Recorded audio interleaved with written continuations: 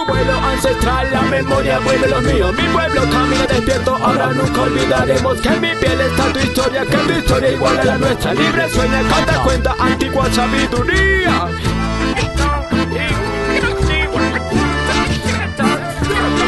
Que en mi piel está tu historia, que tu historia igual a la nuestra. Libre sueña, canta, cuenta antigua sabiduría.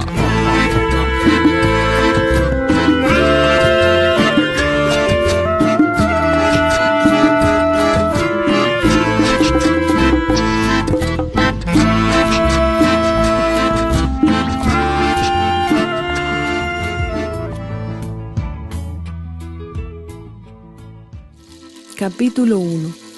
En lengua muku, Kari es igual a 1. Desde hace miles de años, comunidades humanas habitan las montañas andinas, viviendo en armonía con la naturaleza, desarrollando grandes conocimientos en áreas como astronomía, matemáticas, orfebrería, agricultura, literatura, alfarería, medicina, textiles, música y muchas más que contribuyen con nuestro buen vivir. Raíces andinas, herencia ancestral. Fue agrandando las familias y hubieron escuelas y ya hicieron a estudiar los muchachos, a leer y así se fue agrandando y ahora pues son pueblos donde quiera. Y anteriormente que eran puros indios. Total de que dicen que nosotros tenemos raza de indios. ¿Y sí? Sí, son los que trabajaron estas tierras. Sí, primero habían indios. Como que fue un tema muy amplio eso sobre el indígena, ¿no? Es como escoger algo, como señalar. Uno cuando le dicen, tú eres indígena, como un racismo. Lo que en verdad uno tendría que estar feliz de lo que es, ¿no? Varios me han gritado aquí en Venezuela, guayú o indio, indígena. Yo me río, les mando la sonrisa. Y a veces, claro, lo tratan mal a uno, pero uno si expresa algo bonito, eso es lo que va a dejar. Después uno se va, pero va a contribuir con esa resistencia. Entonces, uno normalmente, dependiendo la lengua, el idioma, se rige a la palabra ser humano, hombre, ¿no? Y yo como soy de familia quechua, se diría runa, pero se ha dicho que si a uno le dicen indígena, que sea palabra de resistencia, ya no como una marginación. Entonces, ya de ahí empezamos. Ya. La cordillera de los Andes ha sido habitada por diversos pueblos originarios, conocidos como mucus, chipchas, timotes, cuicas, mucumbús, guasábaras, quinanoques, incas, quechuas, muiscas y muchos más. El primer nombre que salió, primer apellido que salieron fue los indios, los caciques. Esto era puro indios. Yo soy nacido allí. Vivían indios aquí. Sí, todavía hay indios. Las que eran nonas de mi nona me contaban todo eso. Que mis tatarabuelos eran de una familia indígena, que ellos venían de esa generación de los indios. Sobre todo lo que era antes, ¿no? Porque ahora todo ha modernizado, ya más distinto. Pero es algo que nosotros no queremos perder la costumbre de lo que era antes, ¿no? Con todo lo que se hacía aquí, cuando los indígenas, que eran los que habitaron aquí primero. Las culturas antiguas de acá, la historia completa de este país y de otros países suramericanos. Porque de alguna manera se tiene registro de que el primer hombre que empezó a poblar este territorio fue hace 16.000 años. Tenemos cosas ya que hemos encontrado de esa antigua población, que es una cosa más antigua, las cerámicas más antiguas, etc. Esa población no sabemos de dónde era y lo que era. Eso antes de Cristo, ¿no? Antes de nuestra era. Sabemos que después llegaron chipchas. Diversos pueblos que conforman una familia cultural y lingüística haciendo parte de un extenso territorio. América Central, entre Colombia, Panamá, Mérida y Táchira en Venezuela, ¿no? Incluso aquí los chipchas llegaban aparentemente hasta el estado Lara, en Falcón también, Barinas Piedemonte. Estos grupos de lengua chicha penetraron desde el sur del lago de Maracaibo, pasando por el sitio de Onia, hacia Piedemonte del lacustre del lago de Maracaibo, pasando por Sea, Santa Cruz de Mora y llegaron a Lagunilla. Estos sitios fueron y aún siguen siendo centro de comunidades aborígenes nativas. Unos indios pues se dedicaban a la luna, a venerar a la luna, otros que sea al sol, otros a la cara del indio.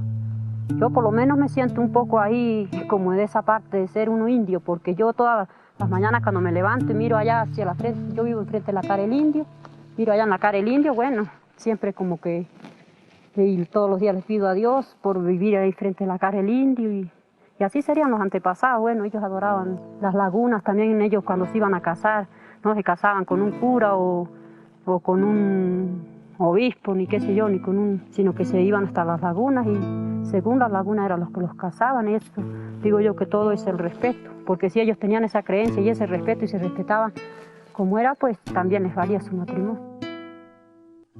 En nuestra organización antigua, ancestral, han existido los territorios como la base vital de la organización de un pueblo.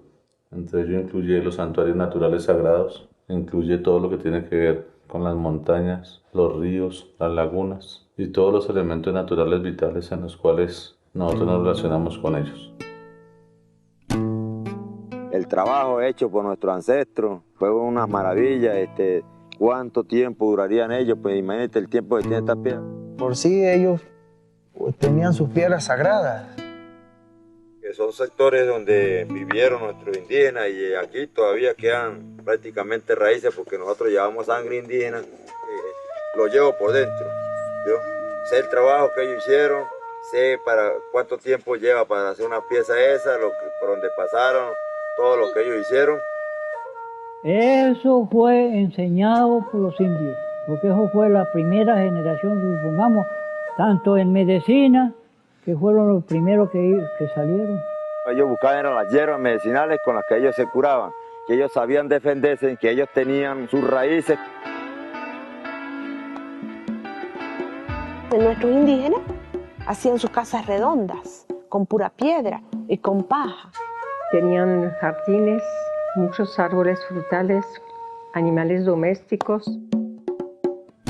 El siglo XVI, después de Cristo, está ocupado por pueblos de lengua chicha, por pueblos de la lengua timote y por pueblos de lengua arahuaca. Arahuaca también penetraron desde los llanos de Barinas, pero en este caso penetraron hacia los conocidos pueblos del sur, siguiendo su camino hacia la cuenca del lago de Maracaibo para posteriormente dar origen a grupos de lengua arahuaca como los añó y los guayú, que hoy en día se encuentran en el lago de Maracaibo.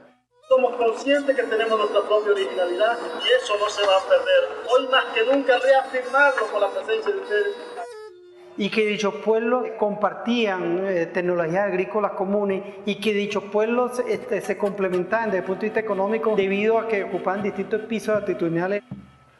Asociados a las terrazas agrícolas también desarrollaron todo un sistema hidráulico que le permitía entonces regar. Había el sistema de riego de la laguna y de San Miguel.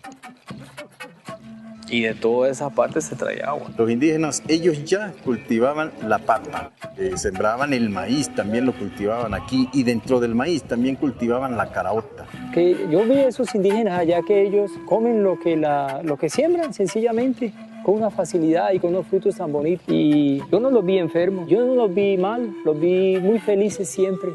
Que eran unas personas demasiado sanas, cultivaban sanamente, nacían y crecían sanamente, y verdaderamente era un pueblo feliz.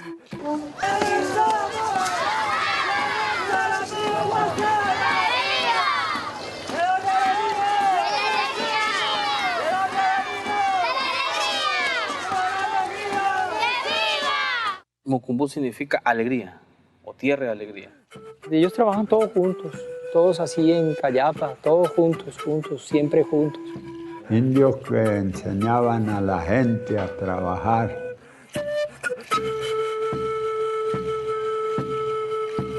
Mucho, pues esa gente no estudiaba y tenía una inteligencia más, una inteligencia. Pensar y hacer las cosas del vocabulario. Vivir con el pensamiento, como está aquí la tierra, la naturaleza. Es una realidad. Y eso es lo mejor. que hay en la vida. Estos arbolitos, todos los años que hay aquí en este monte, esta cosa es una naturaleza para nosotros. Lo más sagrado para ellos que era nuestra madre tierra, ¿no? Respetaban nuestra madre naturaleza, respetaban el agua, respetaban las aves. La civilización de ellos, el vestido de ellos, toda cosa de los indios, la creencia de ellos. Ellos dejaron muchos recuerdos, los indios. Sí, señor, esas son historias antiguas. Antiguas, la antigüedad de la primera gente, la primera generación.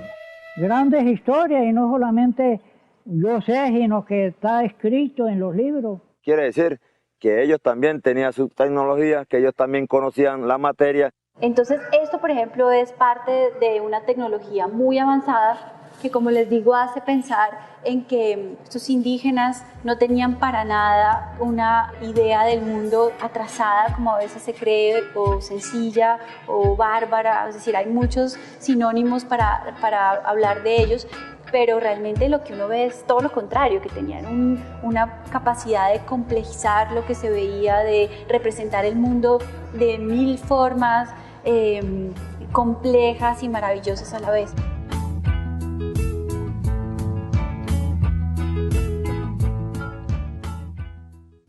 En 1492, los nativos descubrieron que eran indios, descubrieron que vivían en América, descubrieron que estaban desnudos, descubrieron que existía el pecado, descubrieron que debían obediencia a un rey y a una reina de otro mundo y a un dios de otro cielo, y que ese dios había inventado la culpa y el vestido, y había mandado que fuera quemado vivo quien adoraba al sol y a la luna, y a la tierra, y a la lluvia que la moja. Pero en eso vino el español, que fue el que echó a perder, y ya el español ya corrió a los indios, los desterró, ya no. Ellos tenían sus costumbres indígenas, y cuando vinieron los españoles, pues ellos nos pusieron otras religiones. Cuando a uno le cuentan la historia de la conquista, suelen decirle que llegaron los españoles y de alguna manera arrasaron con estas culturas americanas, y que básicamente los convirtieron al catolicismo y cambiaron toda la forma de ser. Eso sí fue así, pero fue muchísimo más lento de lo que uno se imagina. La conquista de América fue el mayor proceso de colonización de la historia. Con las riquezas expoliadas se mantuvo la hegemonía de España durante 2 siglos, y luego la de Europa sobre el mundo hasta fines del siglo XIX. Sí, no es que hubieran llegado y ellos hubieran empezado a creer en todo lo que les decían, sino que hubo resistencia, y eso es importante y es parte de la información que nos da esta momia muisca. Se encontró además con estos 2 objetos, que es una mochila y un poporo, lo cual es muy simbólico. En este caso, la mochila representa el lugar donde se guarda la hoja de coca. Actualmente lo siguen haciendo así los indígenas. Siempre tienen una mochila donde guardan sus hojas de coca, y un poporo, que es lo que hablamos hace un rato, donde se guarda la cal para el mambeo. A partir de que han perdido la memoria y la tradición y los usos y costumbres por otras cosas que no corresponden a cada territorio, sino a un estado industrializado de las cosas y a un estado donde se habla de muchos derechos y de muchas leyes del hombre para el hombre, pero se deja a un lado lo que son las leyes vitales, la ética vital.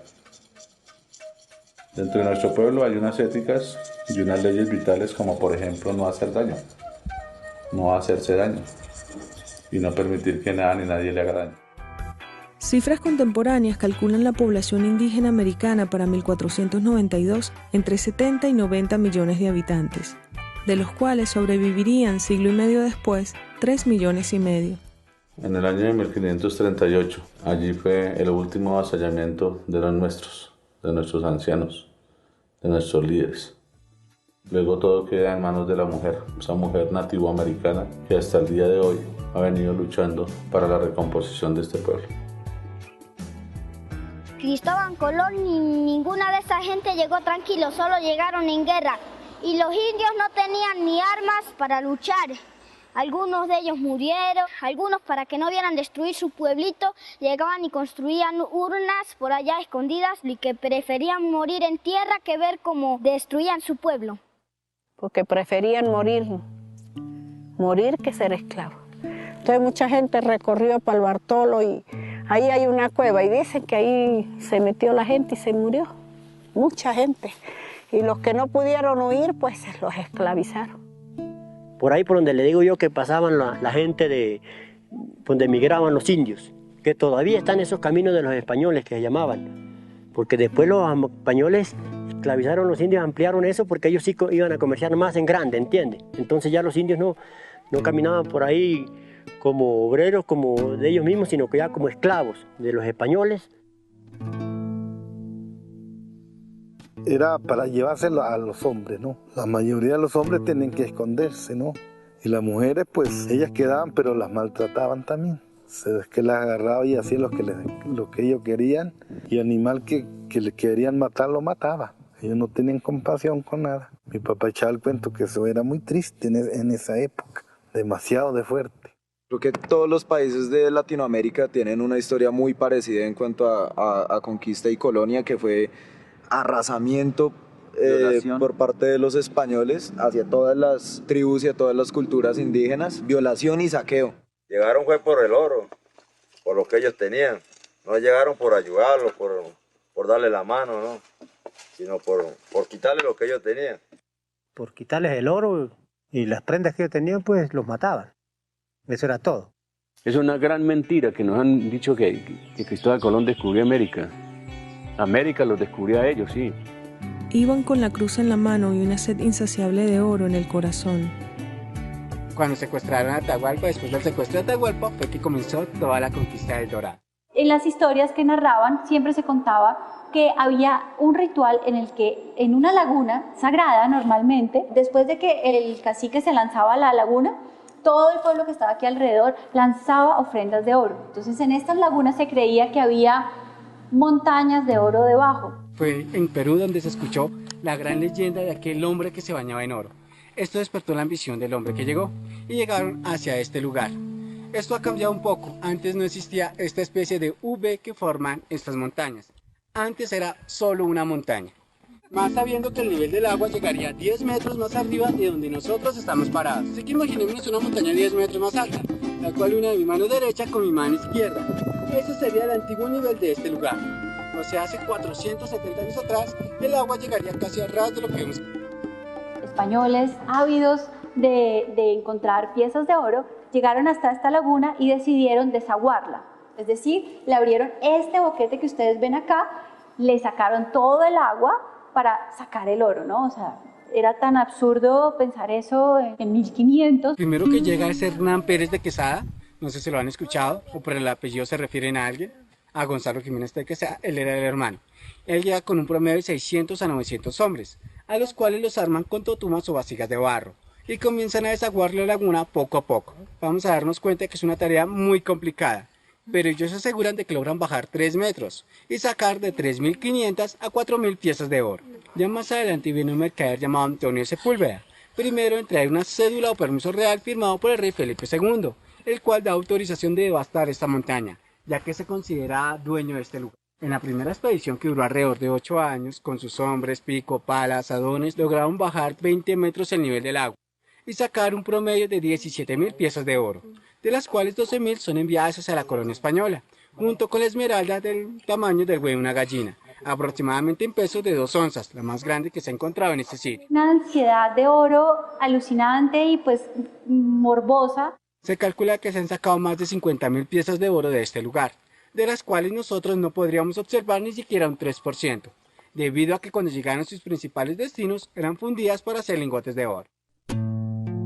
Desaguaron la laguna y cuando estaban ahí, la historia cuenta que empezaron a buscar el oro y resulta que estaba pues muy fangoso, había mucho fango porque pues es una laguna, entonces que decidieron quedarse, esperar un par de días hasta que la cosa se pudiera hacer más fácil y a los 2 días regresaron y la tierra se había vuelto roca, es decir, ya no había forma de sacar nada.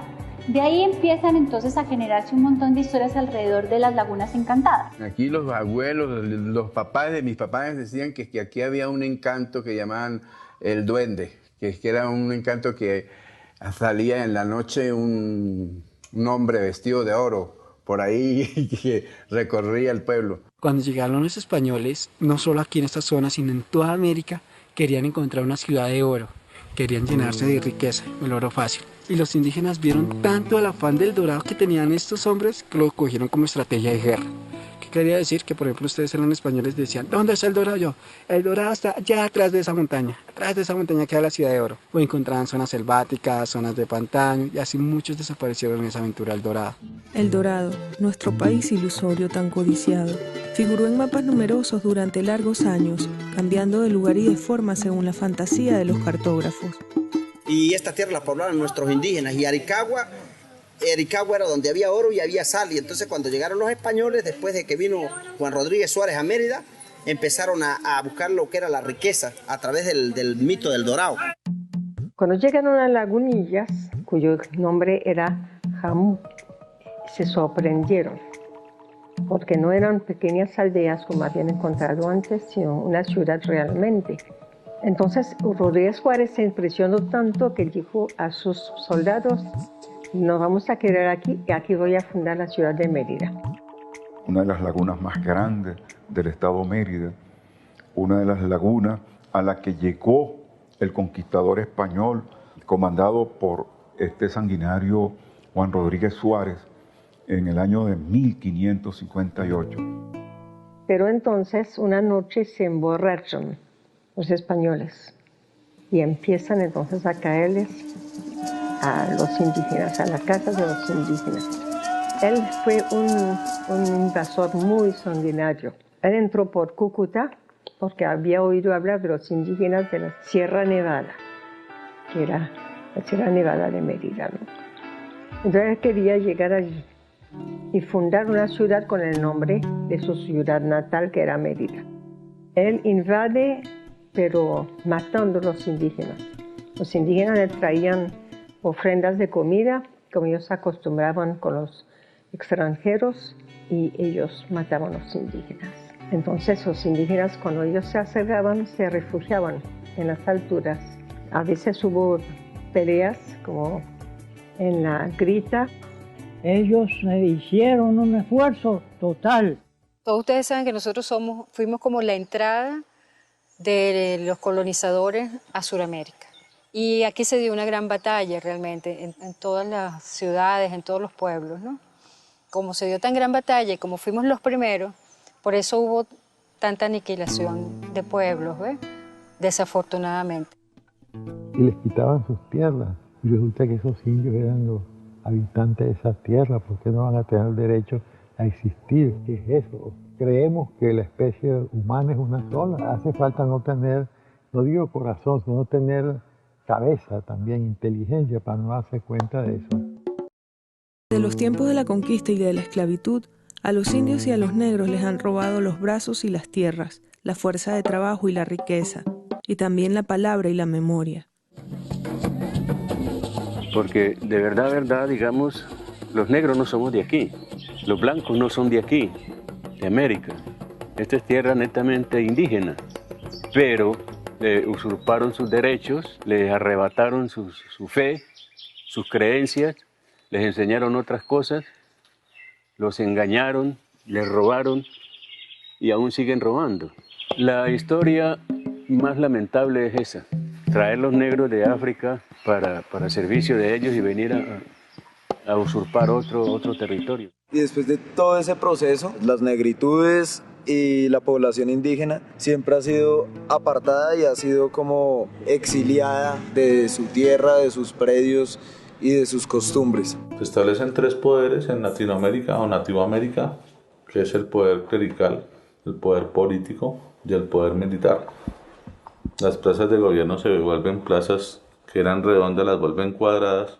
Se dio todo el proceso de conquista y colonia que se dio en toda América Latina, que no fueron solamente los españoles, ¿no? Hay que tener en cuenta que los españoles utilizaron a los subimperios. Colonización europea en Abya-Yala. Además de la corona española, a nuestro continente llegaron soldados y colonos procedentes de diversas monarquías europeas, tales como Portugal, Francia, Bélgica, Gran Bretaña, Holanda. Se va diluyendo todo en el tiempo.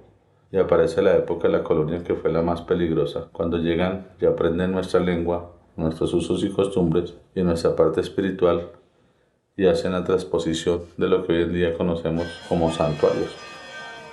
Donde se hacía siempre algo de ceremonial o algunas cuestiones, la religión católica siempre trató de cambiar eso, poner algo. Por eso está aquella cruz allá en ese cerro. Establecen iglesias donde quiera que nosotros teníamos nuestros lugares sagrados o los tenemos. Esto lo hicieron los colonizadores en toda América. Sobre los templos sagrados prehispánicos construyeron una catedral. En el páramo se puede conseguir mucho que hay unas capillas encima de piedras. Eso no es accidental. Usualmente es porque es la misma lógica de la Catedral de México que está sobre el templo de Quetzalcóatl. Para controlar la energía que está ahí es una cosa de dominio cultural y de dominio simbólico. Imponiendo pues su cultura, imponiendo su religión fanática, imponiendo todo lo que nos metieron. En ese momento que se establece la iglesia acá, hacen un catecismo en lengua chibcha muisca y con ese catecismo empiezan a evangelizar al pueblo. Hasta el día de hoy estamos siendo evangelizados. Estos pueblos fueron en tiempos en la colonia, Chacantá fue fundado en el año 1619, ¿no? Por los conquistadores, y en estos pueblos del sur se repartieron las tierras de los indígenas, que llamaron repartimientos de encomiendas, a los encomenderos. Y estas tierras las poblaron nuestros indígenas. Todas estas comunidades indígenas van a ser desplazadas de sus tierras originales y van a ser concentradas en encomiendas como mano de obra barata para que el español empezara a explotar las tierras, y posteriormente van a ser organizadas en los famosos pueblos de indios o pueblos de doctrina. Tenía como fin último explotar pues, a las comunidades indígenas en la labor agrícola para producir riqueza para los encomenderos y para los conquistadores españoles. Que siguieron luchando y siguieron debatiéndose, nunca aceptaron la cultura española, pues se les decidió otorgar esos espacios pues, como resguardos indígenas. Pero eso afectó, porque redujo lo que se tenía y dividió, por supuesto, muchas tierras. En la última repartición, que fue en el año 1884, y nosotros aún mantenemos esos documentos, esas documentaciones, que son tierras otorgadas en colectivo, y nosotros las queremos en colectivo. Y el indígena reclamaba, esa es mi tierra, y ahí dice que ahí lo sacaron a patadas, y decía que el indígena lloraba, y eso está escrito ahí. O sea, y eso no hace sino como menos de 200 años.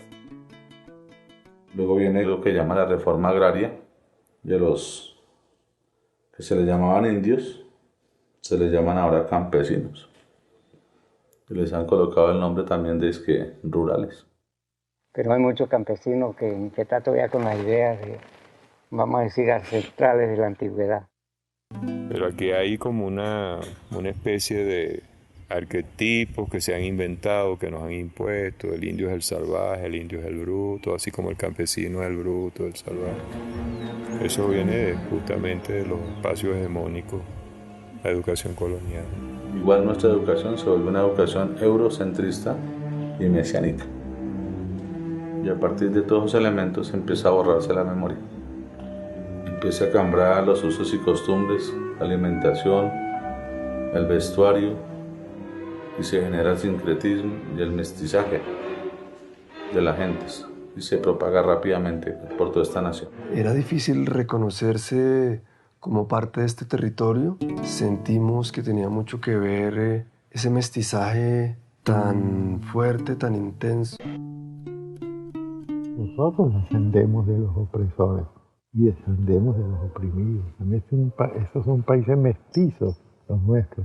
Y aún personas que no sean mestizas étnicamente, ya hay un mestizaje cultural. Basta que una persona venga aquí, viva aquí, para que ya participe de esas cosas. Hasta el día de hoy pervive y nos encontramos en el proceso de recomposición y resignificación de nuestro pueblo, al pueblo nación muisca chibcha. La población entonces es una población descendiente de chibcha, de arawak y de españoles, y también de africanos. De modo que en mí están presentes todas las razas y todos los pueblos que formaron Latinoamérica, y había que aceptar esa multiplicidad, esa heterogeneidad. Creo que la ventaja que nosotros tenemos como gente de esta era y de esta época es que tenemos una mayor apertura. O sea, no estamos solamente dentro de una cultura y más nada. Nosotros tenemos a veces más capacidad o más posibilidades de ser más interculturales si quisiéramos, ¿ves? Y en ese diálogo de culturas y en ese diálogo de saberes y en ese diálogo incluso de espiritualidades, respetarnos unos a otros y reconocernos en el otro. Aceptarla y ver qué puede uno producir dentro de eso, qué puede hacer.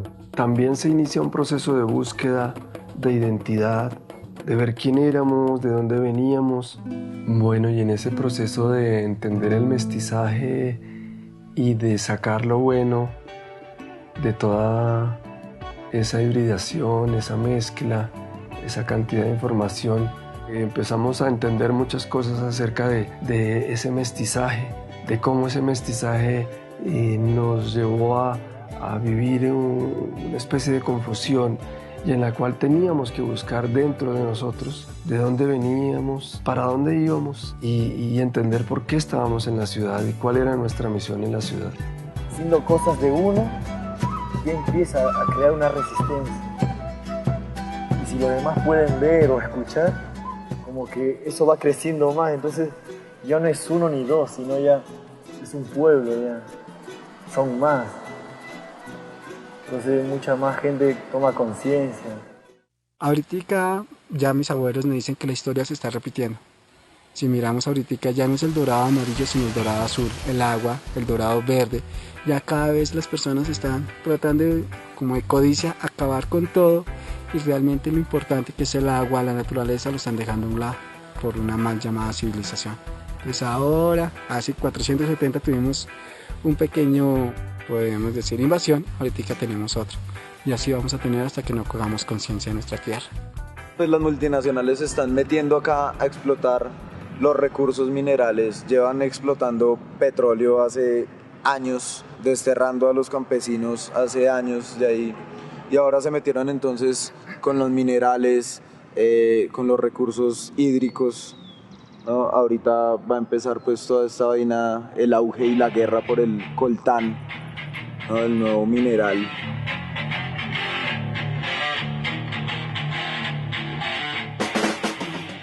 Ha estado esa condición de discriminación hacia las minorías, que en realidad pues son las mayorías, pero creo que pues la gente no se para duro, ¿no? Como pasa en otros países latinoamericanos. Y hay pueblos que bajan a las ciudades a hacer protestas por sus derechos y sus leyes, es una resistencia.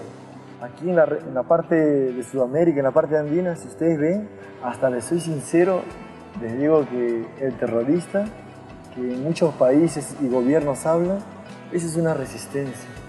Luchan por una resistencia, o sea, no solo es buscar caos, sino yo puedo en un pueblo decir muchas cosas, ¿no? A otro pueblo por mi derecho. Tenemos que ir buscando algo equitativo para poder surgir y evitar que arrasen con todo y se acabe todo, pues. Y que nos acabemos como humanidad o que nos acabemos como legados, como nombre indígena, como nativos. Se mantiene la resistencia de la andinidad, ¿no? El cuento de tantos mitos de las lagunas y eso todavía sigue. Ustedes que han viajado por ahí se han dado cuenta que todavía se mantiene, ¿no? A pesar de la influencia, entre comillas, de la modernidad. Sin embargo, a través de la tecnología y todo lo que está pasando, se está entrando en el tema de las culturas urbanas o las tribus urbanas. Y somos colonizados a través de la música, a través de la moda, a través del arte, a través de todo. Las guerras están de más, es injusto, porque eso es como si yo me meto a la casa del vecino a que el vecino haga lo que yo quiero, porque mi derecho llega hasta donde comienza el del vecino. Que nos respetemos.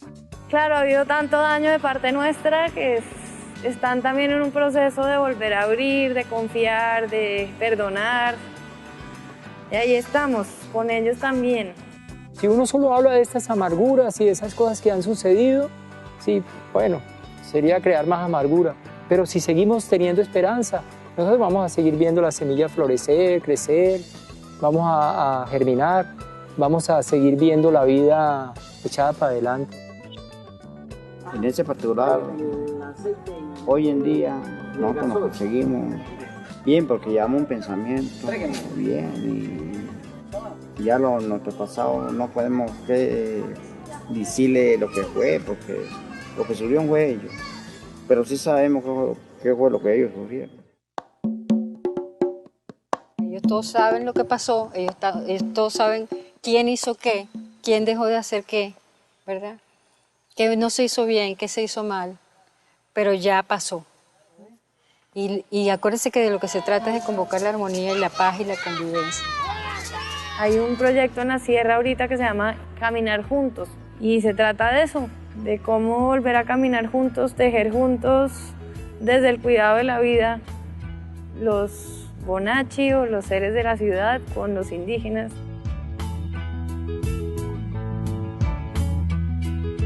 Que el dorado está dentro de cada uno, que el dorado es un espejismo que los conquistadores vinieron a buscar y que aquí lo tenemos en el corazón y que de nuevo lo estamos cuidando y lo estamos salvaguardando.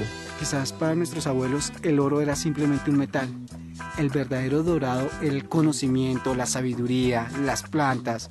Si vemos que cada planta tiene su uso, eso era el verdadero dorado para ellos. Y es difícil como volver a entender cómo funcionaba antes el mundo, antes de que nos dañaran la cabeza de esa manera, para volver a estar así. Pero creo que lo que sí se puede hacer es ser muy conscientes de lo que se tiene, de los recursos que existen en nuestro continente y pelear por eso. Nos unimos al llamado y lucha de las naciones originarias del Tahuantinsuyo, Pacha y los sectores populares de nuestra gran América a seguir resistiendo ante las amenazas del colonialismo que arrasa con nuestro territorio y con nuestras culturas.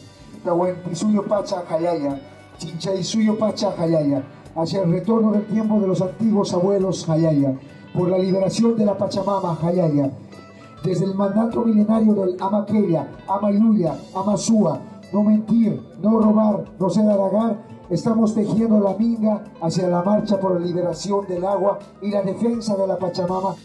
Con la misma ley pues seguimos esa lucha. Vamos en busca de lo que es la conservación ambiental, el reconocimiento como tal de nuestros territorios ancestrales. Lo que le ha enseñado la vida es resistir. Nosotros los pueblos originarios, los indígenas, somos personas que tenemos un solo objetivo en la vida, que es cuidar, preservar la naturaleza, que es nuestra madre, es nuestra guiadora, es el todo. Y llevamos esto a que los hermanitos menores, como nosotros decimos a la persona que no es indígena, o que de pronto nosotros reconocen como indígena, a que siga este camino. Por ejemplo, el respeto a la naturaleza, el que se comunique con ella. El indio es el que está en contacto con la naturaleza. No es porque tenga un gen asiático o un gen africano, no. Vamos a conseguirlo en la mayoría de los mitos ancestrales de nuestras culturas precolombinas. No solamente en Venezuela, en todos los caucos, como es que se denominan los diferentes territorios indígenas del planeta, donde no solamente son indios los que son por consanguinidad, sino por el hecho de que el sentimiento que te conecta a los ritmos de la naturaleza te hace ser indio, porque el ser y el tiempo en ese momento forman parte de algo más allá de lo fisiológico, algo más allá de lo consanguíneo. Es un sentimiento amoroso alrededor del ser, conectado directamente con la madre cósmica, que en este caso se expresa en toda la creación del universo. Prácticamente todos somos indios, pero hay unos que demostramos más que somos indios, ¿no? Que nos amemos los unos a los otros.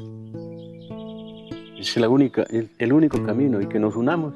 Vamos a unirnos en nombre de la madre naturaleza, en nombre de todas esas esperanzas que podamos dejar y en nombre de esa sangre indígena, porque nosotros también somos indígenas y con mucha honra.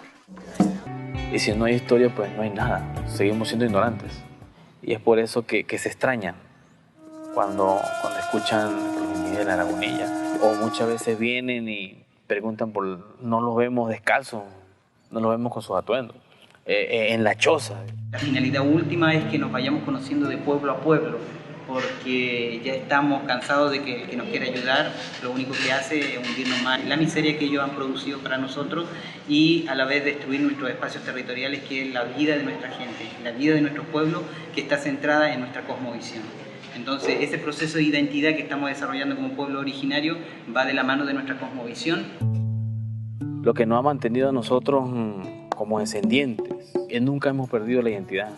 Hemos mantenido los rituales, las festividades a nuestra manera, nuestros atuendos, a pesar de que andamos hoy en día con camisa, pantalones, algo común en la sociedad, pero... No, tú puedes hablar en cristiano y ser indio. ¿Cuál es el rollo? Donde ellos mantienen sus leyes indígenas, sus costumbres, sus rituales, su mitología indígena. Tienen sus misterios desde tiempos ancestrales. Así que hay que cuidar mucho las lagunas, hay que tener mucho respeto por las alturas, porque verdaderamente hay unos seres que cuidan esas lagunas, aunque nos parezcan extraños. Que aquí que hay que cuidar son, por lo menos, las reservas, las culturas que hay, las creencias, no dejarlas que se desaparezcan, ¿no? Sino cada día que crezcan más. Una inmensa manifestación aborigen muy importante. Son originarios de los cuicas y los cuicas son originarios de los chichas. Una raíz o está allí latente, oculta, a la que hay que revivir, hacer sentir, hacer conocer a través de las escuelas, de los educadores, de los maestros de un pueblo, nuestros aborígenes, y sobre todo de esa inmensa esencia espiritual que puede poseer un pueblo. Cada día ir instruyendo a esos niños, no solamente algo de historia, la descendencia nuestra, sino llevándole todo, que se enteren de todo, que sepan de todo, para que la lucha de ellos sea con más fuerza, con más ánimo, con más armas. En buscar esa identidad y fortalecerla a través de todo lo que son los medios de comunicación, todo lo que está a la mano hoy en día. Con más armas en cuanto a ideología, utilizando las técnicas, de este caso, herramientas, el estudio. Y el estudio que más necesario es lo natural. Es lo natural que hay, no hay otro estudio. Los que saben hacer los aviones son claro, técnicos y hacen los aviones. Pero un técnico, pónganlo a hacer un samuro así, y no lo hace. Que hay un libro que está escrito en todos los idiomas, que no se puede leer, hay que estudiarlo. ¿Se dirán cuál libro será? El libro de la naturaleza. Por eso las sociedades naturales, a través de la intuición, se conectaban con el no tiempo. Y ese no tiempo le traducía lo que había y lo que hay en cada una de las rocas, de los árboles, de los ríos, del viento. Podían leer. Para ellos el libro era la naturaleza. Antigua sabiduría.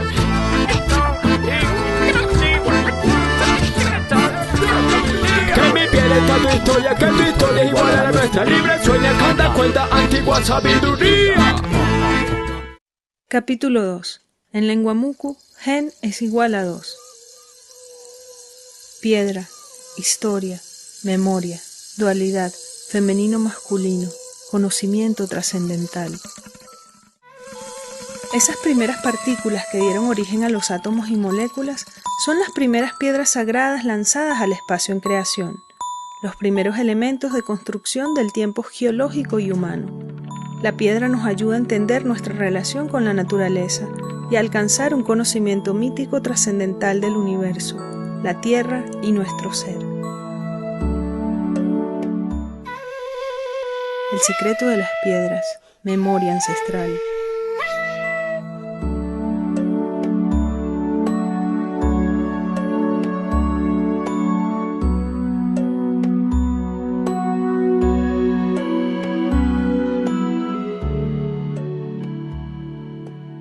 Bueno, según la teoría estándar de la cosmología científica moderna, todo lo que se observa, ¿no? Todo lo que se conoce, se cree que nació o apareció de alguna manera todavía no muy bien comprendida hace 13.750 millones de años. A raíz de ese momento, una forma de energía todavía tampoco muy bien comprendida, a la cual se le llama el campo de Higgs, por decirlo de alguna manera, se fue transformando en fuerzas, las 4 fuerzas fundamentales de la naturaleza, y esas fuerzas dan origen a las partículas, y estas partículas pues originan los átomos y posteriormente las moléculas, que a medida que el universo se va expandiendo por efecto de la gran explosión original, que vale la pena recalcar que no es una explosión típica como si explotara una estrella, era una bomba, no es una explosión de materia, es una explosión de espacio. El espacio mismo, con sus dimensiones conocidas, nace y se hincha.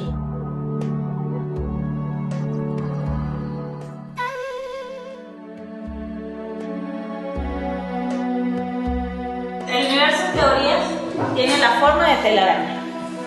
Digo así teoría porque recuerden que en realidad no se ha podido ver cómo es la forma del universo. Son datos que meten en una computadora y arroja esto. Lo que sí se sabe es que está compuesto por miles de millones de supercúmulos de galaxias. Hay una gran cantidad de energía oscura y materia oscura. Todos últimos los llamamos oscuros porque sabemos que están ahí en el universo, mas no son fáciles de ver. Por ejemplo, si nosotros quisiéramos saber si tenemos un agujero negro cerca, bueno, lo que hacemos es escucharlos. Por eso acá en la Tierra, tanto aquí en la Tierra como en órbita, hay equipos especiales que se llaman radiotelescopios que escuchan a todos estos objetos. Y bueno, hacia el pasado, en lo que va de la vida del universo, pues se han formado estructuras que la materia está distribuida en el universo como una especie de telaraña, ¿no? En la cual la materia de estas telarañas serían racimos de galaxias y galaxias y galaxias, miles y millones de galaxias. En el universo como un todo, pues las galaxias son solamente pequeñas fracciones, ¿no?, de la materia que componen el universo. Hay millones y millones y miles de millones de galaxias en todo el universo conocido, en los cuales una galaxia sería simplemente un granito de arena en una playa llena de arena, ¿no? Entonces, pues, y dentro de esa galaxia hay millones y millones y millones de estrellas, de las cuales el Sol es una de ellas, ¿no?, dando origen, por supuesto, a la vida conocida, múltiples formas de vida aquí en la Tierra. Tratar de buscar explicaciones sobre cómo el mundo se ha creado, sobre las fuerzas que dominan la naturaleza. Si uno lo mira de cierta forma, los mitos, la leyenda, la tradición oral nos ha hecho recuperar cada una de esas. Por ejemplo, mis abuelos me contaban que antiguamente todo era oscuridad y vacío.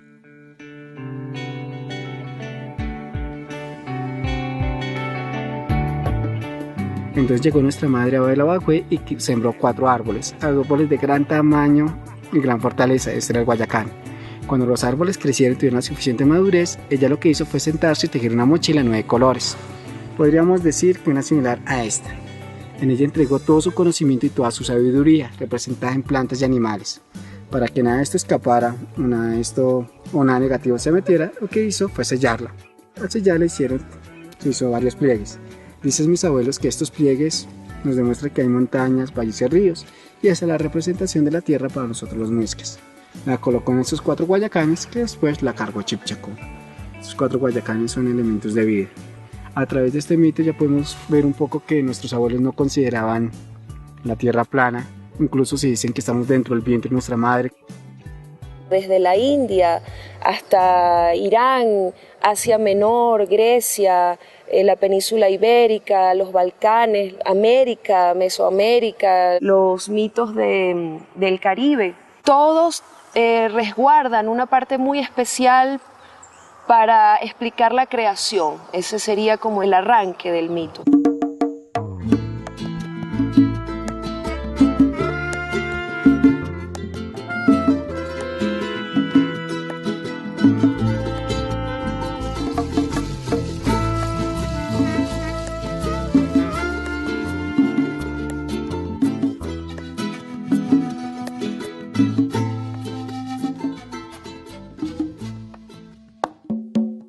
Mire, ¿usted qué dice? Cuesta para hacer una cara por ejemplo, como para hacer una cara de ese indio, la sierra, las caras de los indios y eso, y para tallarlas, hacer un campanario y hacer todo eso tallado como le hizo Dios, cuesta. El famoso campanario, el que reina en todo el páramo, bautizado por la india Caribay Mistajá. Caribay fue la que vistió los páramos en flores, en montaña, y vistió los páramos en picachos, y le puso los orígenes a todos los picachos y bautizó a la laguna. Tienen su fiesta, campanario con la iglesia. Ellos son los orígenes, que el campanario es un origen. Debemos estudiar toda la teoría por qué estamos acá. Evolución, creación, espontánea. Pero las tres coinciden en un solo punto. Venimos de un solo origen. Si estamos conscientes de eso, sé que mi identidad tiene relación con la planta, contigo, con la cámara, con el viento, con todo. Al tomar realmente conciencia de eso, pues cada paso que estoy dando, cada paso que yo ejecute, voy a decir, lo debo hacer, pero debo medir el daño que puedo generar o el bien que puedo hacer. En ese sentido, pues claro, una roca puede tener vida, debe tener vida, debe tener vida. Que es que esa es una mirada que hay que cultivar, ¿ves? Que la mirada de que todo está vivo y de que no solamente está vivo, sino de que todo tiene conciencia, de que todo tiene mente y de que todo tiene espíritu, ¿ves? Corazón. Lo que yo estaba hablando de las piedras, que uno ve una piedra de esta, que una piedra de esta no tiene importancia. No tiene importancia, pero a la final sí tiene importancia porque es vivo. Tienen vida, ellas se mueven por dentro. Había escuchado que las piedras y que crecían. El nombre de Peñaviva se debe a la creencia de que la montaña se mueve. Sus habitantes que opinan que toda la zona de Santa Marta y el Parque de Sierra Nevada estuvo habitada por indígenas, y cuentan algunos moradores que cuando los españoles perseguían a los indígenas, estos se escondieron en dicha peña y lanzaron un conjuro y secreto mágico para que nadie lograra entrar a este sitio sagrado. Y hay otra piedra que tiene grandes valores, y hay diferentes piedras. En tiempo pasado le decían la piedra preñada. Esa piedra es una piedra que lleva una piedrita por dentro y suena. Y otros le dicen piedra búchica. Y esa piedra tiene grandes misterios. La piedra es algo, es mágico, es energética, ¿verdad? Las piedras son Hisha o Jika, traducidos abuela. Por ejemplo, cada una de las piedras que nosotros vemos en cada uno de los lugares es muy importante. ¿Cuánto llevará una piedra en ese sitio? Bastante, ¿cierto? ¿Cuánto habrá oído? ¿Cuánto habrá escuchado? ¿Qué habrá hecho realmente esa piedra? La piedra pudiera servir para mantener una información. Por ejemplo, los cristales de cuarzo mantienen la información que uno pueda dejar allí. El mundo positivista occidental diría que esto es superstición, pero cuando uno ve que a través de la tecnología moderna vemos que los CD o los DVD están hechos de sílice, ¿verdad? Y la sílice es arena. Para poder convertir eso tuvieron que pasar por un proceso de fuego, si se quiere. No hay mucha diferencia entre eso y lo que pudiéramos decir que la roca mantiene o contiene. En las piedras está concentrado mucho la sabiduría de todo esto, por decir del planeta. Toda la naturaleza tiene memoria, tiene información, pero especialmente en la roca está petrificada esa memoria. La roca mantiene la memoria, su memoria es sumamente lenta, tiene un corazón que palpita, y así como la roca palpita, también las montañas respiran y palpitan, se siente la vida en ellas. El que es capaz de sentir eso, es capaz de traducir qué pasó en un lugar y puede incluso reconstruir la historia de un lugar.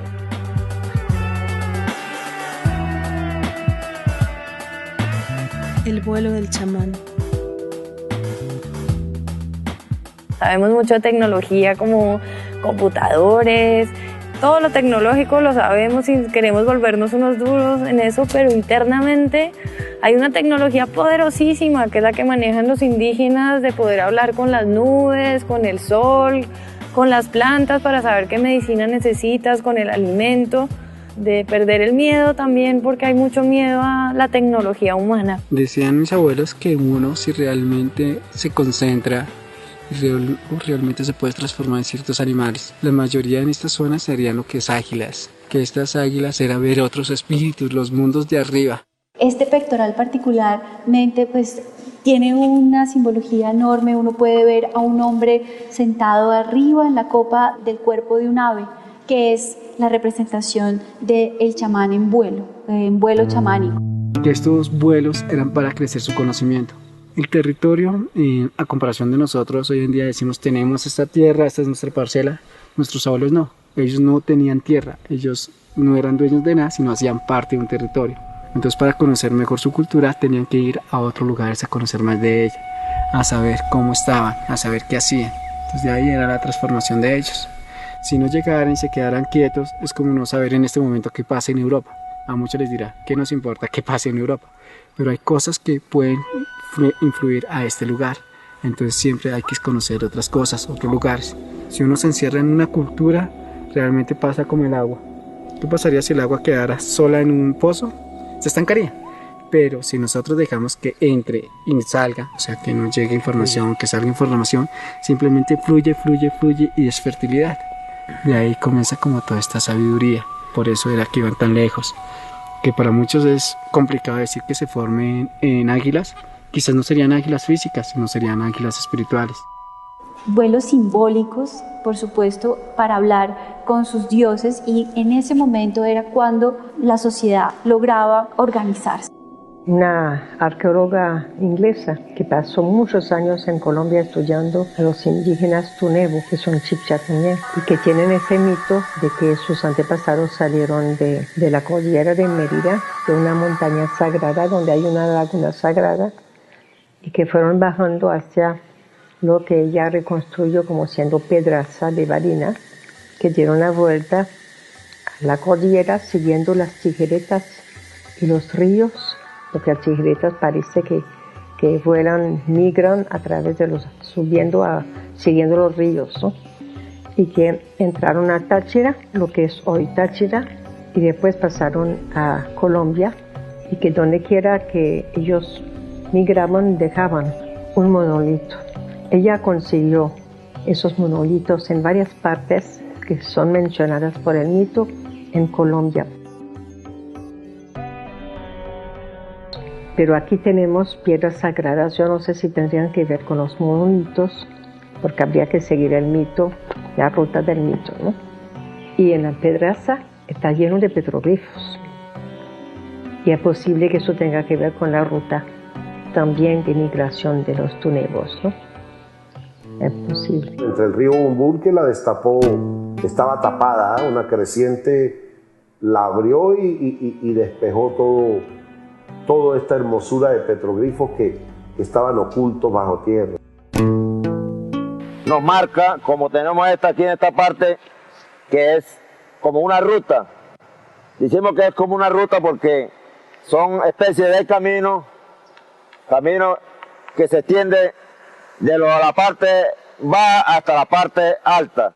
Otros dicen que las piedras eran como puntos de referencia para los indígenas. Lo pudieron estar hablando de rutas migratorias, también eso está ahí todavía en investigación.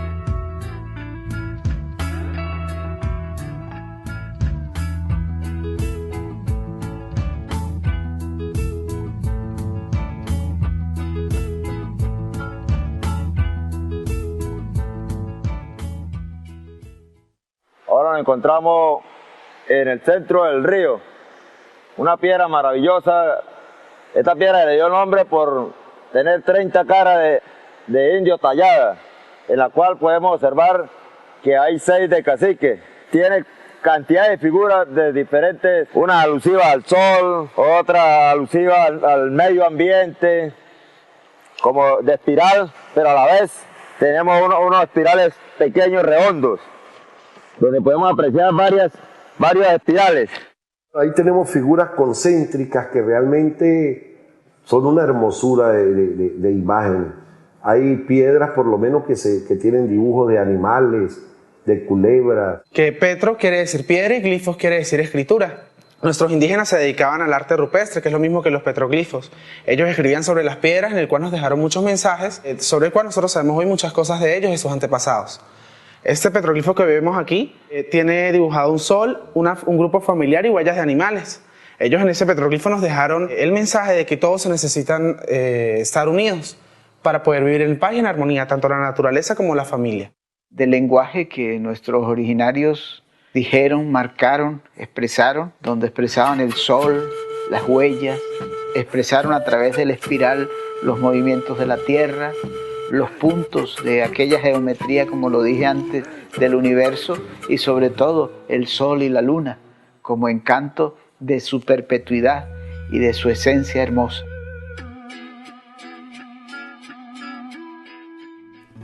Existen piedras sagradas y se respetan como seres vivos. En las piedras están impresas la memoria y energía de vida. Bueno, de las piedras sagradas sí.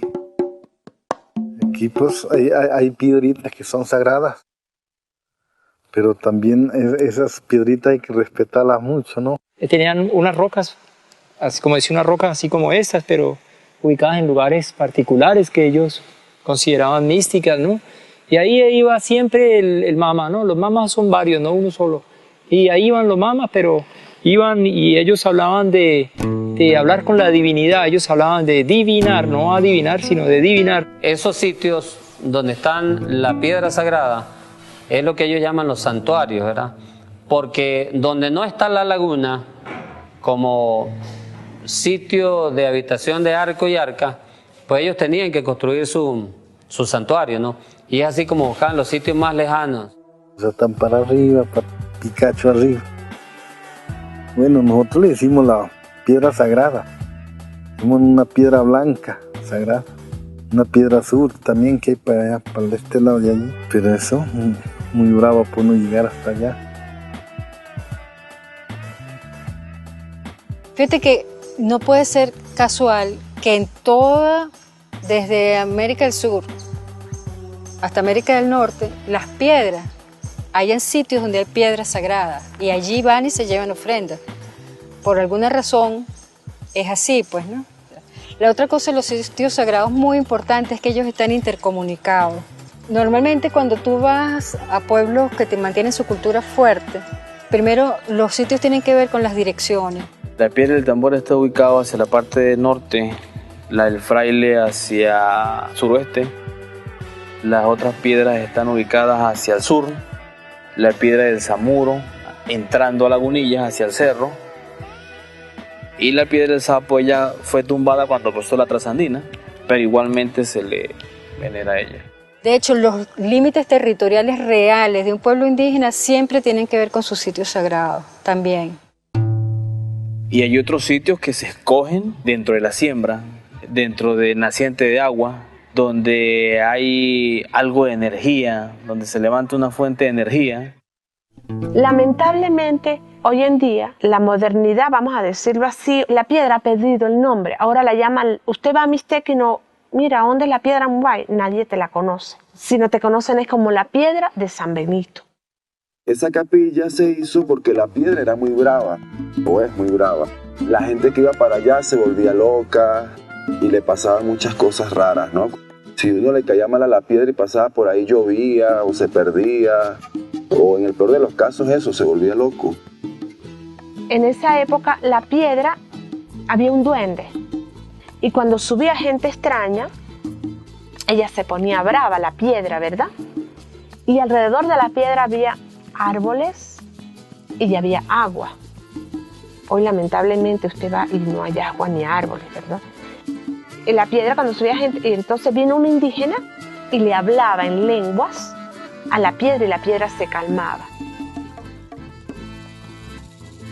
Habló con la piedra de algo y la piedra se tranquilizó y pudieron colocar arriba la capilla. Esa parte mágica de la piedra se perdió cuando fue un cura, que es que a bautizarla, a santiguarla para que se fuera ese embrujo, que estaba ahí.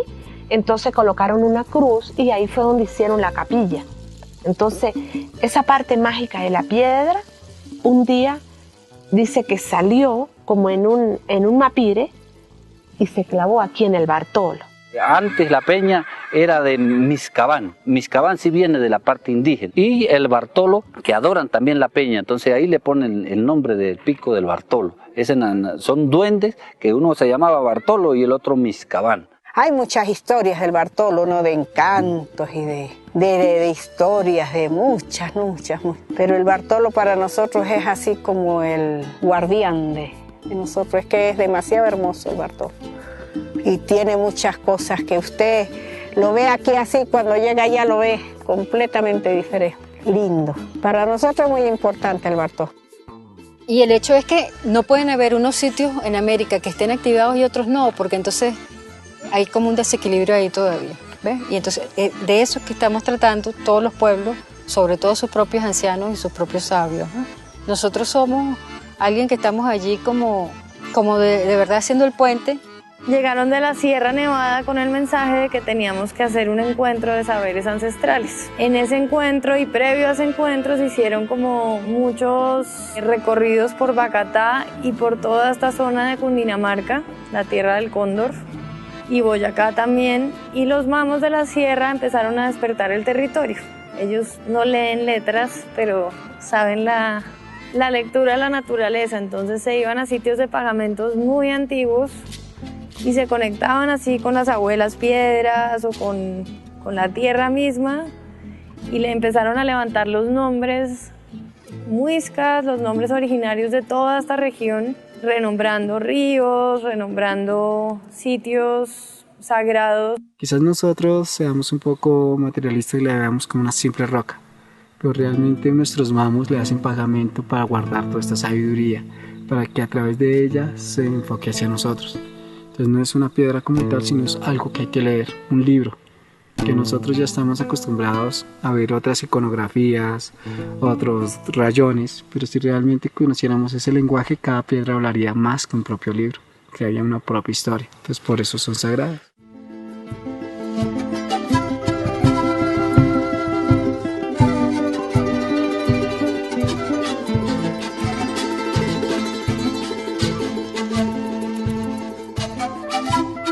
Nuestra cultura de la oralidad no tenía la necesidad de escribir, todo estaba escrito en forma simbólica y los viejos ancestros echaban sus cuentos a los niños, ¿no? Echaban sus cuentos a los jóvenes y entre los mismos adultos. Y el evocar esa memoria era conectarnos con ese mito y la roca se le labraba simbologías que permanecían en el tiempo. Hay gente que todavía tiene la capacidad de traducir lo que hay detrás de una piedra. De repente esto nos puede descifrar la vuelta que da el río, las partes de las quebradas donde sale. Y descifrándolas sobre esto que dejaron, podemos descifrar que sean las montañas. Es como recuperar el espíritu de estas montañas que son sagradas. Bueno, este lugar para nosotros es un lugar mágico, un lugar venerado, porque el Bartolo significa para nosotros ese protector, ¿verdad? En Pregonero, por ejemplo, hay una leyenda muy particular referente a un gigante que dicen que se acerca al pueblo, se acuesta al lado de él y es como la protección, pero que nadie lo ve porque cuando alguien lo observa se transforma en montaña. Las montañas son como los guardianes, ¿no?, de todos los pueblos, del hombre. Él es un ser vivo, pero es como aquel amigo amor que yo tomo de la mano para ayudar a subir a la montaña cuando me faltan las fuerzas, porque hay veces que no todo el tiempo tiene uno esa fortaleza. Una forma física, la montaña es así. Las montañas son sagradas. Y en el lado opuesto, así es un lago, una laguna, que es también sagrado. Entonces se dice que es lo de arriba con lo de abajo. Hanakpacha, Uchupacha, en quechua. Los espíritus de arriba y los espíritus de abajo. La montaña le da mucho a uno. Y las lagunas, los lagos también.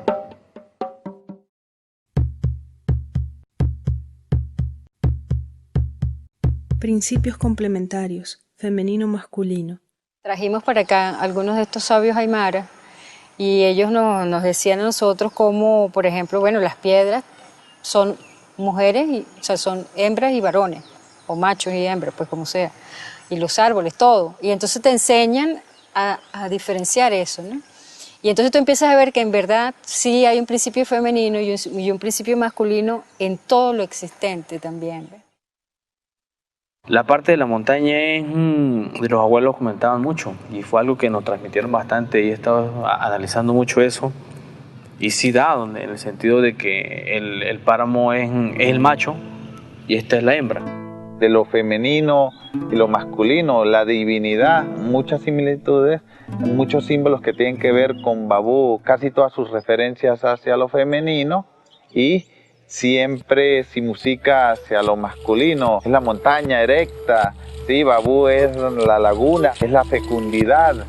Y aquí precisamente está la cara del indio, hacia la sierra está la cara de la India también. Porque verdaderamente el Creador no hizo nada sin que la hembra fuera primero, hablándolo así, el hombre y la hembra, el hombre y la hembra.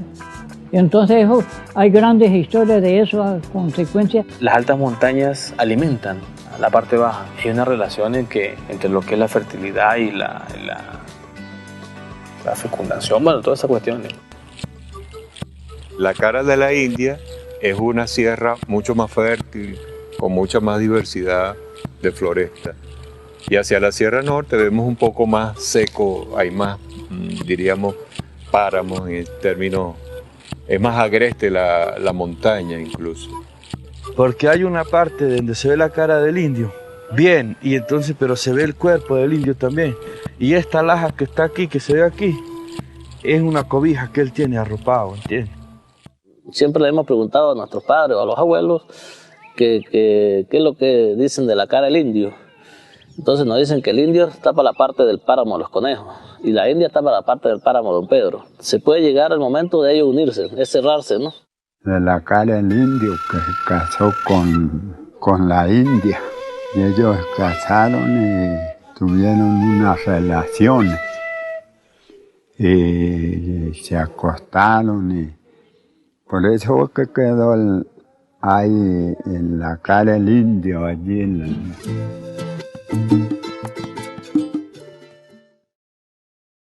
En el caso del indio y la India, que representan vestigios de los orígenes del hombre lítico, del indio de piedra. Y dicen que algún día ella se levantará o él se levantará y todo se acabará, ¿no? En algún momento de la historia, ese hombre lítico, esa mujer lítica, se tomarán de la mano, se levantarán y saldrán corriendo por las llanuras venezolanas. Y que cuando la India se venga a buscar al indio o el indio se vaya a buscar a la India, se unen y queda Mérida tapada. Es decir, Mérida es este también. El centro pues queda tapada. Sí, en la ciudad. He oído yo que rumoran que la iglesia se va a derrumbar para abajo, para Mérida, y que la gente está asustada. Pero puede estar una broma así, una piedra inmensa, una roca inmensa, y hace así de momento, cambia en un abrir y cerrar de ojos. En eso también creo yo que con la naturaleza no hay juego, que hay que respetarla y que esas leyendas que se dieron antiguamente o que se han dictado desde hace tiempo, que son justas. Han sido profecías de principio, dicho que son profecías de los antepasados. Yo creo que el mito es sagrado, pero sagrado no en el sentido religioso, sagrado en el sentido de la conexión de lo más profundo, del neuma, del hálito vital, de lo que está en nuestro interior. Ese ser que está allí tratando de darle respuesta a las nuevas generaciones. Y eso despierta cada vez que se agotan las propuestas espirituales del mundo convencional. Ahora, tampoco en la meseta había indígenas instalados, no había asentamientos. Había muchísimos asentamientos todo alrededor de la meseta, en la parte que llaman también la otra banda, aquí en la Pedregosa, en los Curos, en la Hechicera, en todas partes había indígenas, pero en la meseta no había asentamiento. Y se instalaron ahí, eso fue un gran error, porque los indígenas conocían muy bien la cordillera, ya tenían tiempo y sabían que era una zona muy sísmica la meseta. Por acá pasa la falla de Boconó y siempre se han producido fenómenos telúricos, fenómenos sísmicos. Recordemos el terremoto del año 1812, en plena guerra de la independencia, pues aquí fue destruida, Mérida fue destruida por un terremoto, cayó la iglesia. La cordillera norte y la cordillera sur es parte de la dualidad aquí. Se ven como opuestas, ¿no? Opuestas las dos. y lo que está en el medio equilibra. Por eso que los campesinos de la Pedregosa hacen los rituales de octubre para equilibrar, para que no haya destrucción de la parte baja, porque los seres humanos son los que equilibran, no solamente los espacios físicos, sino todos los espacios simbólicos, sagrados, y también arriba y abajo, todo lo que es cielo, aire, y la parte de abajo que es debajo de la tierra. Entonces las comunidades humanas son las que tienen que aprender a equilibrar esto, ¿no? Justamente el mito se mantiene vivo justo donde hay más gente, porque donde hay más gente en el planeta fue donde nacieron las grandes culturas. Y eso tarde o temprano vuelve como un boomerang, ¿no? Y por eso el mundo materialista está en crisis, porque ya no da respuesta del espíritu. Todas las personas tenemos problemas y todas las personas no somos perfectas, somos perfectibles. Y eso es todas las personas, no nada más los humanos. Nosotros hablamos de personas y son todos los seres que están aquí, ¿verdad? El pajarito y todo lo que está sonando. Y las piedras también. Solamente que uno se mueve más lento y otro se mueve más rápido. Y hay distintos tipos de lenguaje.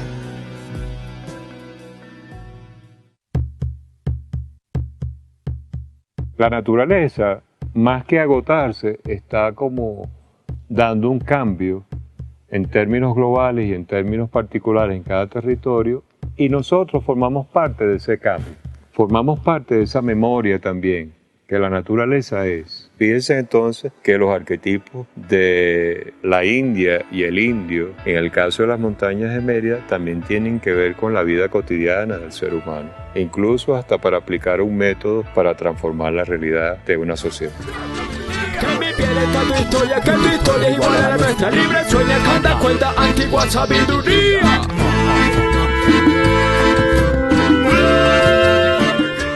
Ya los seres míticos, los creadores ya lo pasaron. Sí, ellos jamás nos ponen a nosotros a hacer una prueba, por decir, o a que nos pase algo en la vida, que no haya pasado ya a los creadores. Y entonces, por eso es que te dicen que tienes que buscar las enseñanzas en los mitos, porque en los mitos están las respuestas de las cosas que pasan cotidianas. Es el diálogo del mito con el ser. Entonces apareció un padre, Bochica. Bochica enseñó ciertas cosas y también vino Chipchacún. Chipchacún podríamos decir que es nuestro padre bravo, el cual que enseña, pero si uno no aprende se pone muy furioso. Entonces él enseñó ciertas cosas, a preparar la chicha, a sembrar en terrazas, a cómo se sembraba el maíz, la quinoa, cada una de las cosas. Pero en ese entonces nuestros abuelos los mixcas eran un poco distraídos. Entonces, ¿qué hacían ellos? Se ponían a tomar chicha y embriagarse. Entonces Chipchacún se puso tan furioso que llamó a dos ríos, el Tibito y el Sopó, y creó una gran inundación, se inundó toda la sabana de Bogotá. Los muiscas, muy tristes, se dieron cuenta de su error y se dieron cuenta que la chicha no era para embriagarse, sino simplemente una bebida sagrada para nutrir su cuerpo. Entonces, que estaban abusando de ella. Entonces se sintieron tan tristes que llamaron a Bochica. Bochica, el Padre Misericordioso, lo que hizo fue subir a Monserrate, coger su bastón y lanzarlo al salto de Tequendama, romper una gran piedra y crear ese salto. Como Chipchacún había castigado, entonces lo que hizo fue Bochica Chipchacún ponerle el mundo sobre sus hombros. Entonces cada vez que Chipchacún se cansaba de hombros, lo que hacía era pasarlo al otro, y ahí era donde ocurrían los temblores. Dicen mis abuelos que en este momento Chipchacún no es que esté cansado, sino que coge la tierra y la suele sacudir fuertemente para despertarnos y nos demos cuenta de qué estamos haciendo por nuestra vida, qué estamos haciendo a nuestra madre la tierra. Y si nos despertamos, podemos evitar esto.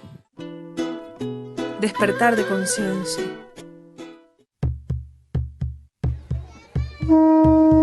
Y como somos un espíritu viviendo una experiencia humana, ese espíritu también forma parte del gran espíritu de las aguas, del gran espíritu del fuego, del gran espíritu de la tierra. Ese espíritu también está buscando aquello que alimenta a ese espíritu, con lo cual se identifica. Y esa realidad inmanente pues se va a manifestar. Sino bueno, buscar, y lo que necesitamos es dulzura, amor, ternura, alegría, y recordar ese lenguaje natural de la tierra, que está en todos, porque todos somos la tierra. Están yendo, ya se van, y el corazón alegre queriendo despertar, y el corazón alegre queriendo despertar. estamos empezando a redescubrir o a descubrir muchas cosas. Hay algo que a veces pensamos que estamos en el siglo XXI, se ha dicho todo, se ha creado todo, y considero que es lo contrario. Estamos en un renacer, estamos comenzando a redescubrirnos con conciencia. Entonces se hace necesario que se haga un esfuerzo por parte de todos, aquellos letrados y no letrados, para que fluya el verdadero sentir de ser y dejar un poco de lado el saber. Probablemente hace 100 años los arqueólogos conseguían restos, ejemplos de culturas más anteriores, y aquello era como muy científico, como más para un estudio matemático, físico, histórico, y se iba a los museos y tal. En estos tiempos el ser humano está observando todos estos hallazgos no como una pieza utilitaria solamente o como una muestra de un pasado, sino como una referencia para recrear. Cada cultura ancestral fue capaz de desarrollar su propio método para poder interactuar con la realidad. Es un problema de vinculación, de relación, más que del discurso hegemónico, dictatorial, del razonamiento como un fin en sí mismo, que ya se convierte en una patología porque la razón es mocha. Antes de ser razón, primero era instinto. Más allá de la razón, se transformó en intuición, lo que significa que los tres aspectos deben unirse. El instinto, que es lo que nos conecta a nuestros ritmos animales, ¿sí? La razón, que es lo que hemos aprendido socialmente, y la intuición, que es lo que nos da el carácter trascendental para que el mito se exprese. En todo caso, el mito siempre se va a expresar porque no depende de lo humano, depende de lo celeste, depende de lo cósmico, y esos arquetipos están presentes para aquella cultura que sea capaz de develarlo o de traducirlo en el lenguaje humano. Y uno, mientras está más cerca de ese lado, de las piedras, de la tierra, del viento que sopla, ese aire puro, creo que uno se siente como que amarrado a eso. O sea, es una realidad que uno no puede salir de eso. O sea, se lo pueden tapar como una cortina, pero está ahí, ¿no? Entonces, sí, uno está muy relacionado. Si ella sufre, uno sufre. Si el mundo tiene sus golpes, uno lo va a sentir, ¿no? Yo lo que sé es que el mismo ser humano se está destruyendo el mismo. Yo creo que la naturaleza no, porque la naturaleza tiene que pasar lo que pasa. Estamos en el mismo mundo, ¿me entiendes? No importa dónde estemos, sino lo importante es que somos seres humanos todos, ¿me entiendes? Tenemos que querer lo que nos ha dado Dios, la madre naturaleza, ¿me entiendes? Si no nos queremos nosotros, ¿quién más? Y uno no solamente vamos a cuidarlos porque se nos va a acabar el agua, o vamos a cuidarlos porque se ve feo Mérida sin árboles, o vamos a... No, es que tú tienes que ser respetuoso de toda vida.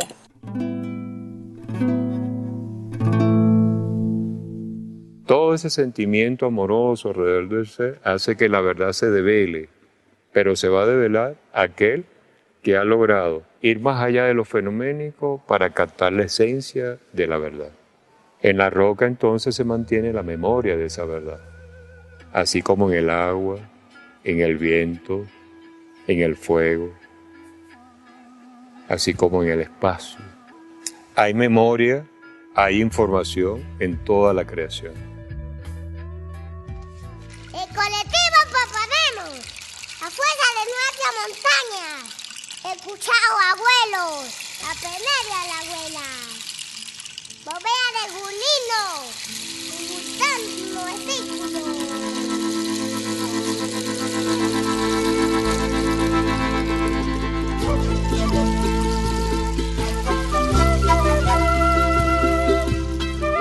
En colectivo proponemos volver a reunirnos, juntarnos en círculo a escuchar a los abuelos, aprender de las abuelas la vida armoniosa, juntar nuestras manos con sencillez para cuidar y mantener la fuerza de nuestras montañas, dadoras de vida, fuentes de agua.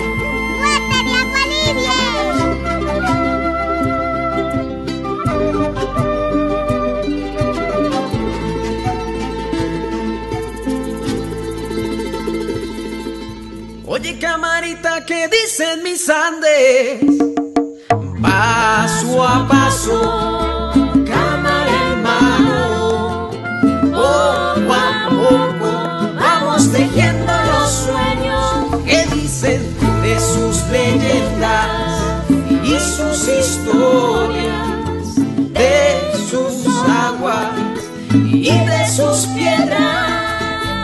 Oye, camarita, ¿qué dicen mis Andes? Oye, camarita, ¿qué dicen mis montañas? Oye, camarita, ¿qué dicen los niños? ¿Qué dicen las niñas? Y mi hermosa gente de sombrero y ruana.